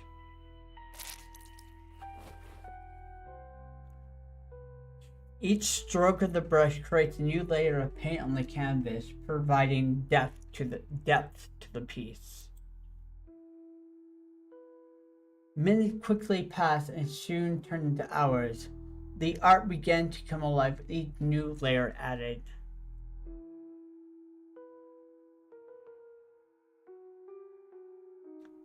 It feels like I've been sitting here forever. How's it coming along, Art? Oh, it's magnificent, Ronnie. Or at least, it will be when it's finished. I'm starting to get a cramp here. Are we almost done? You can't rush perfection, Ronnie. I have much work to do before we're through here. Can we take a break then? These ropes are cutting off my circulation to my neck, to my nutsack. To my neck? To my nutsack. If we take a break, it's going to take longer. Mind over matter, Ronnie. Mind over matter. I gotta take a piss though. Mind over matter, Ronnie. You got this. How am I supposed to mind over matter my piss away? You'll figure it out. I believe in you. But... I feel like this is missing something. So close yet so far. That's good, but not great. Something is off. I can sense it. Can you sense that I'm about to piss all over my pants, all over your favorite chair? Because I am. What could I be missing? What could be missing, I wonder? Regularly scheduled bathroom breaks, I bet. I'll bet. Aha! I've got it. Art stands from his stool and walks toward Ronnie. He begins rummaging through the bag of tools until he finds what he's looking for. Are you going to untie me for a minute, pal? I'm really not kidding. I'm going to piss like a pregnant lady having a seed sack.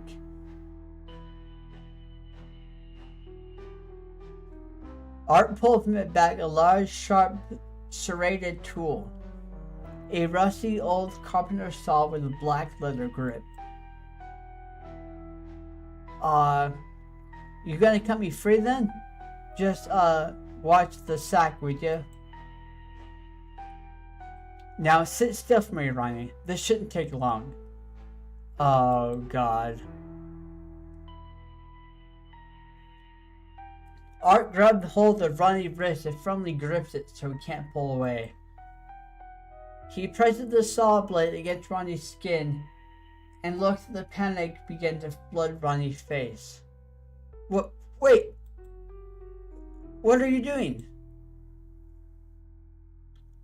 Art began pushing and pulling the saw back and forth against Ronnie's wrist, the teeth of the saw blade gnawing through the flesh and bone with relative ease. Oh God! Oh no! Oh, fuck. Please.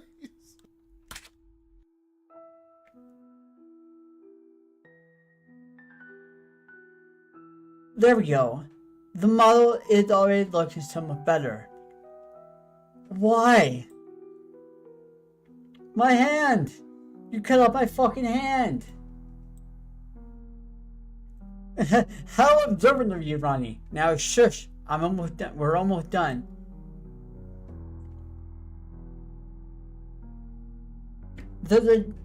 Here's a treat for keeping a close eye on our guests and being such a good boy, Mr. Jippers. Art picks up Ronnie's severed hand off the dirty floor and tosses it to the dog. Holy shit! Mr. Japper joyfully wags his tail as he ravenously gnaws at the hand. Oh, come on! That is like a complete opposite of cool, man. What part of shush do you not understand? Now, be still for a moment. Be still for a moment. Art kneeled down. Art kneeled lower, resting his hand on Ronnie's thigh while positioning the saw blade above Ronnie's kneecap and began to rock the saw back and forth, cutting through the cartilage, tendon, and bone like butter.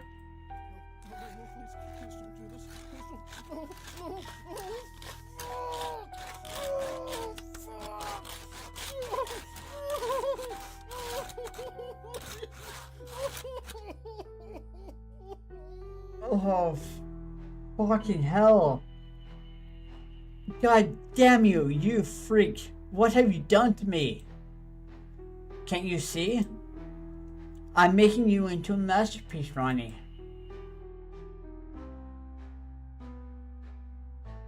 More like Mr. Pieces, you fuck. Oh, Ronnie.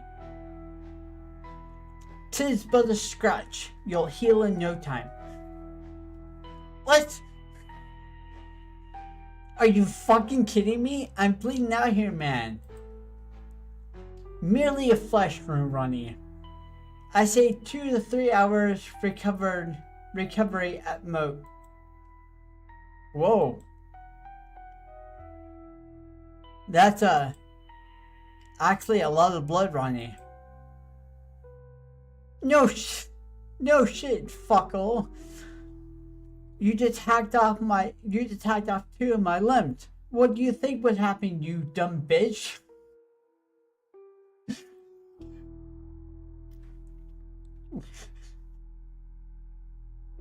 What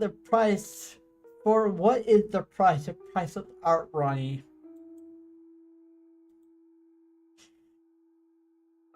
An arm and a fucking leg, apparently. Too true. Well, we're here now. Might as well make the most of it, eh? Oh my god. Holy shit. Listen. You're going to untie me right now and get me to a fucking doctor. So help me. Ha. Slow down there, Ronnie. You are in no position to be making demands here. You really have you really don't have much of a leg to stand on. Oh, adding insult to injury, how dare you? You motherfucker. Here. I will make you a counteroffer. Art reached into a tool bag and pulled out a heavy steel hammer.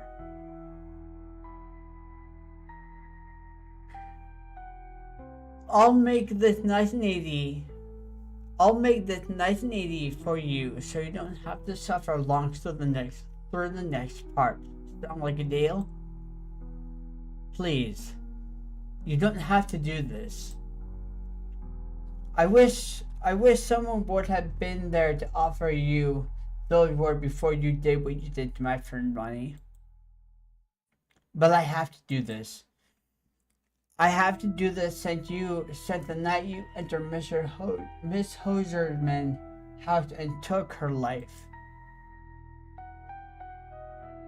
You've awakened something that sleeps deep within me. It lived within my deepest recesses of my soul. Something I worked hard to keep dormant for a long time, for as long as I could. You're not the first, Ronnie. No. And I'll make sure you won't be the last either. But just as I preserve her memory, I shall preserve yours too. Please. There has to be another way. Art raises the steel hammer above his head, while gazing into Ronnie's eyes. He brings the hammer down on top of Ronnie's skull with vengeance and raise field force, striking him over and over and over again. Holy shit!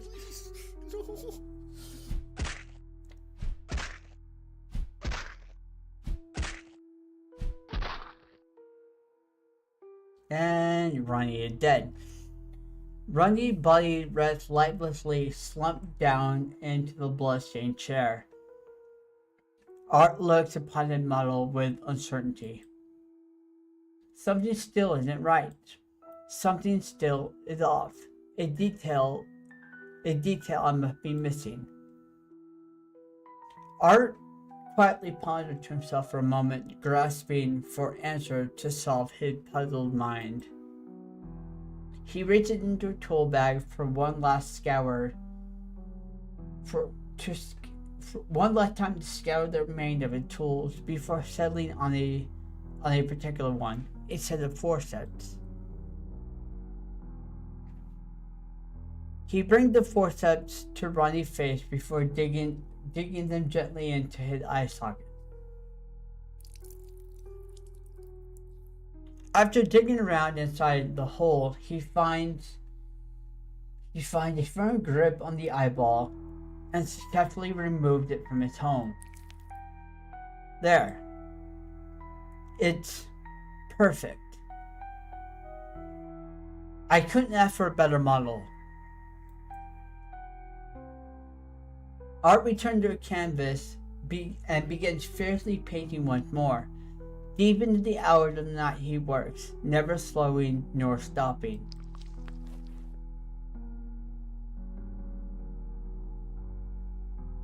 Well, it's finished. My masterpiece is finally complete. Art grabbed the hold of the curtain and yanked it down to reveal his work.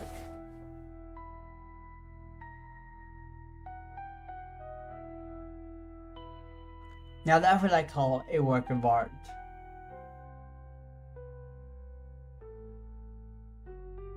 Oh boy. Art peered over at Ronnie's disfigured body, mangled beyond recognition. What a disaster. You sure made a mess, boy.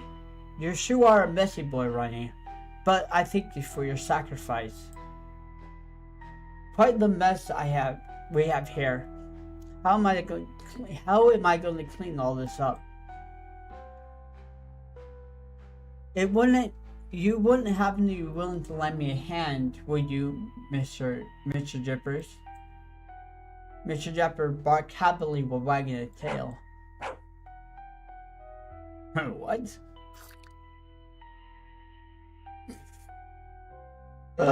Oh, Mr. Jipper dropped Ronnie's severed hand at Art's feet and stared at him joyfully. Not quite what I meant, but I appreciate the effort, boy. Let's get the show on the road, shall we?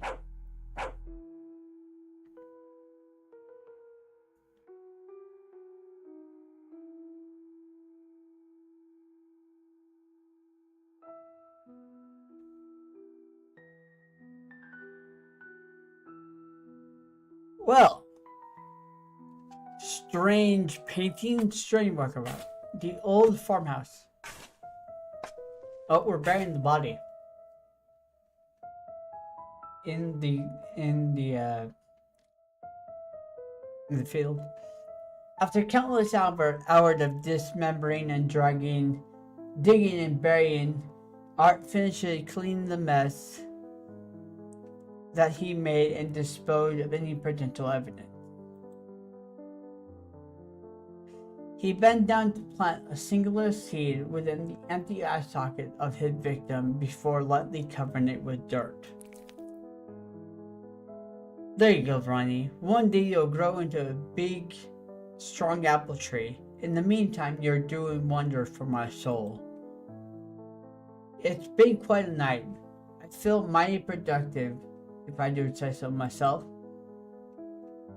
I haven't checked on my garden in a while. I should probably see how my plant and tree are doing before I hit the hay. Dear God, Art. Flowers, they appear to be different shapes and sizes. Some of Mother's favorite. I like to grow them in her memory of herbs and the planter on the ground. These are herbs are a secret to a good dish.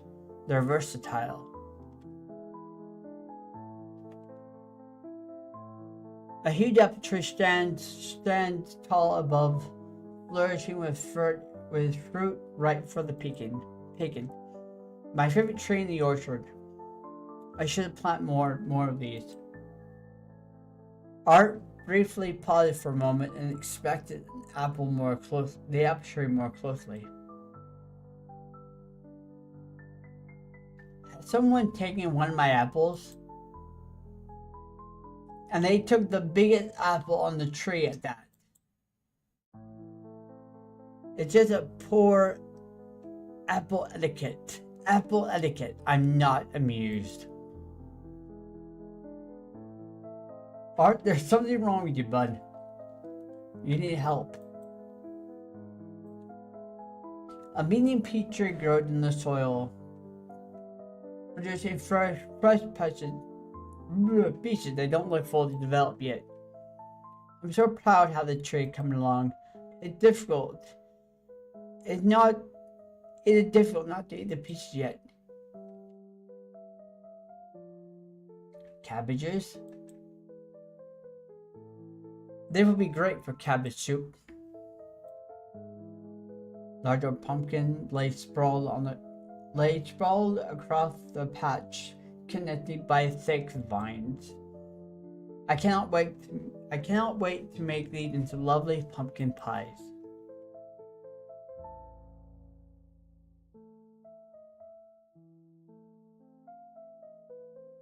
These onions will go wonderfully with many recipes I have yet to cook.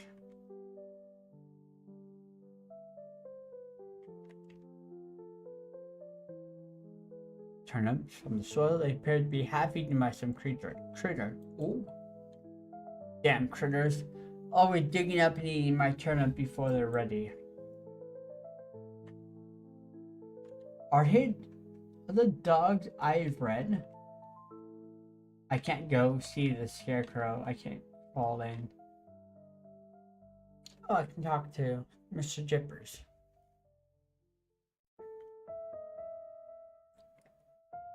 Oh, scarily cute.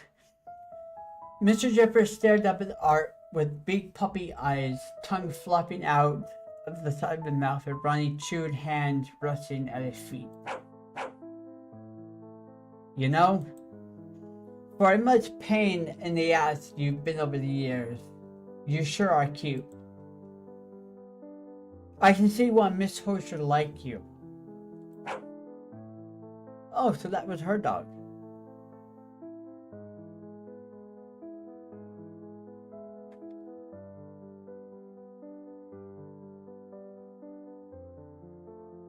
Well, that's bizarre. How did you get out here? The blood-soaked doll looked as though it is holding something in its hand. On further inspection, the doll is holding a human eyeball. Art takes the eyeball from the doll and examines it closely. It is Run's eyeball, is it not? Oh, creepy. Well, this here seems to belong to Ronnie. How on earth did you get this?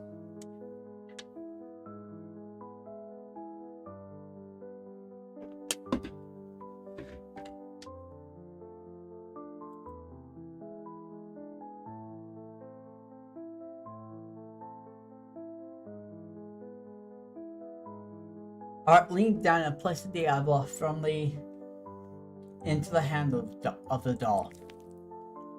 There you go. There we go. Now you can keep the eye on you. Here, get it? I can keep my eye on.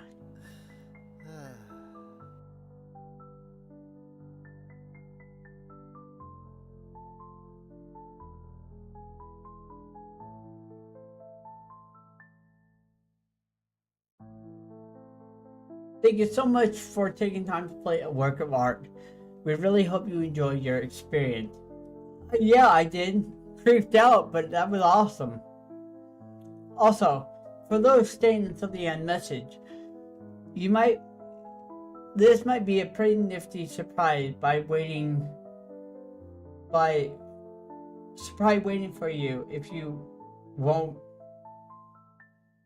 want to miss, just saying. We would like to take a moment to share a sentiment with you from our team to you. We appreciate the support players have given us over the years and want to give the players some new experience that they haven't seen in our previous titles. The game was very much a passion project for us, whilst it differed from the most of our choice matter style experience. We had such a blast pouring our heart and soul into this experience. We also understand that the world is generally a very tough spot at the moment, and people are struggling mentally and physically and financially. So we decided to make the title completely free. We know it's tough, and not everyone can afford more than the basic necessity to life at the moment. Aww. So this game is our way of hopefully providing you with a temporary distraction from your struggles of life, with no cost for your pocket. We appreciate you, and we really hope you enjoy what we created. It was fun. I highly enjoyed it. Yeah, I love this. As we do with our other games, we would like to offer you an opportunity to choose a character in our future games.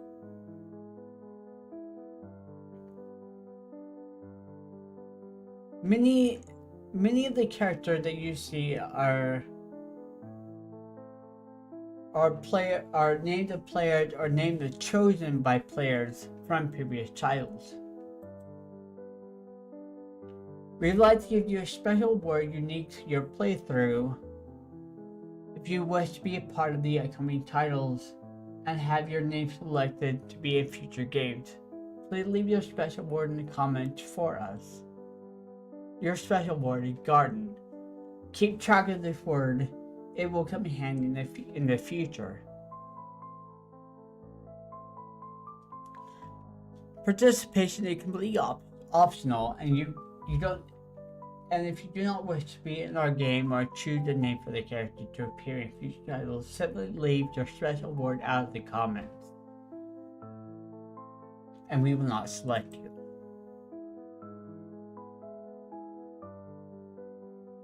We've read each and every comment, and we'll get to our titles you can't miss.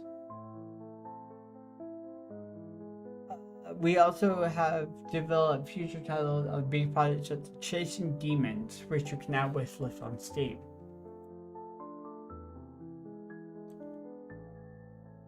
If you're new to our titles, then just know that each person is given a word unique to them for each of our games,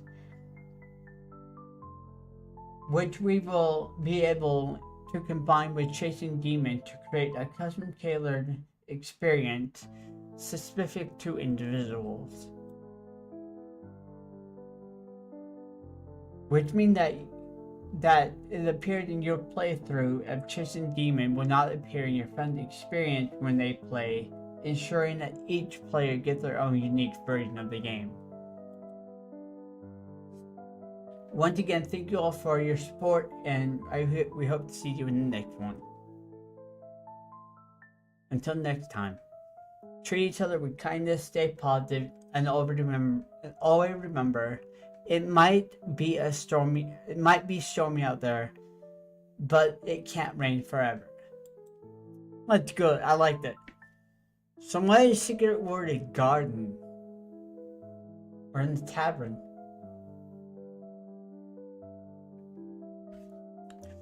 A lone ruffian sits on his bar stool, drawing his sorrows deep in his cup.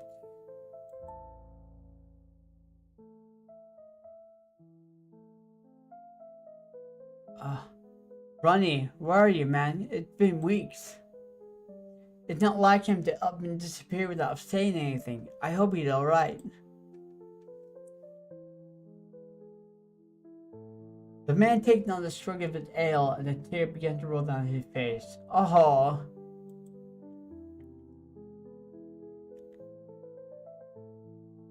Hey, you wouldn't happen to be Arthur, would you? Uh-oh. Well, ma'am, that would depend on who's asking. The barmaid set a crimson-stained letter on the bar in front of Arthur. Someone came in early and wanted me to get this to you. Are you sure it's for me? Perfect, pretty sure. I think it said the name was Ronnie. Oh, fuck. So that's how he does it.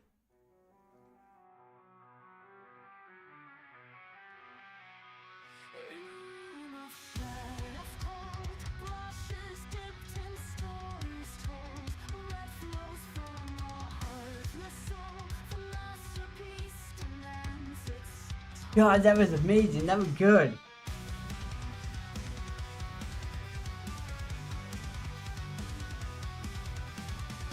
I knew that it just couldn't be painting. I knew that something else was gonna happen. I didn't know what to expect.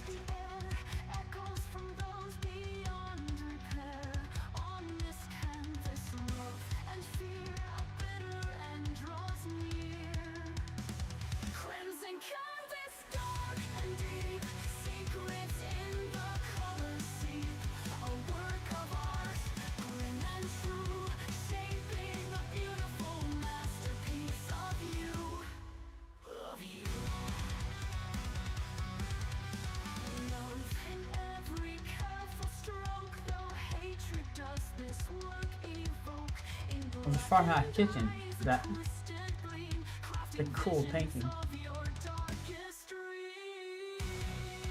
The scarecrow.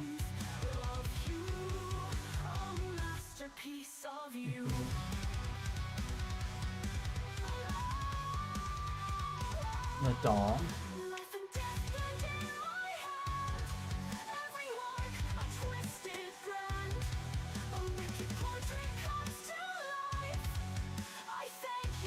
Run your separate hand.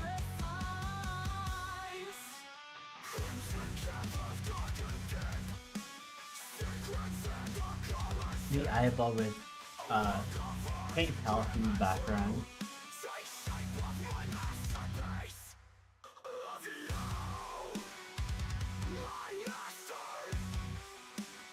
Oh god, puppy covered in blood.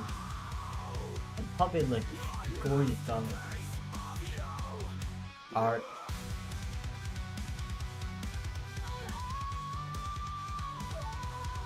So much like an artist to be crazy. The chair. The one and only chair.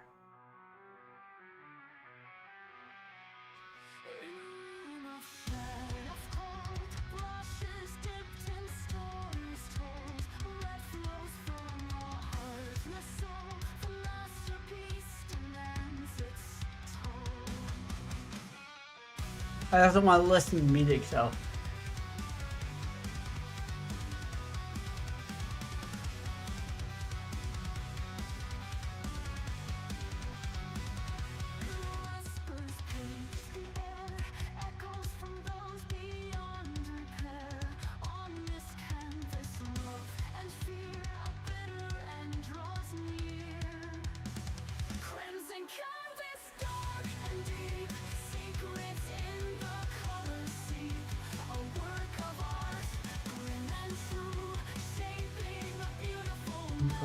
Now available. I need to find that. A beautiful collection of darkness. That's like an Edgar Allan Poe one.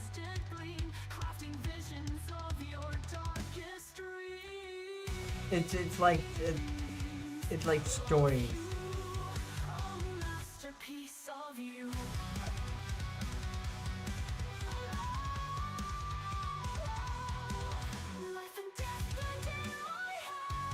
That was fun. That was very fun.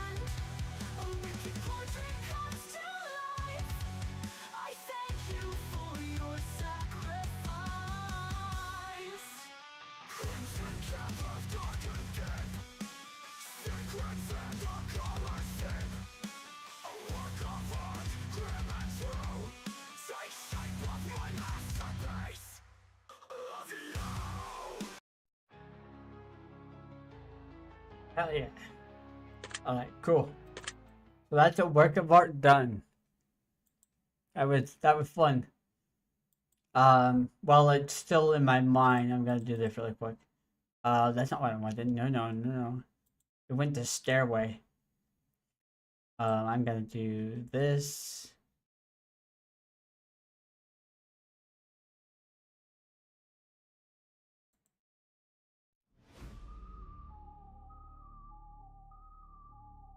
No. I want to stop it.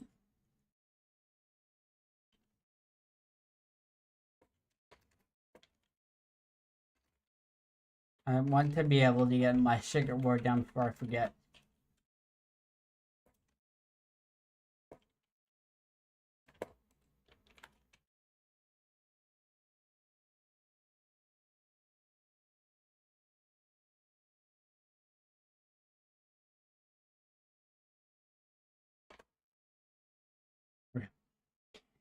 I'll finish writing out the review after I'm done. I just have to get the word down.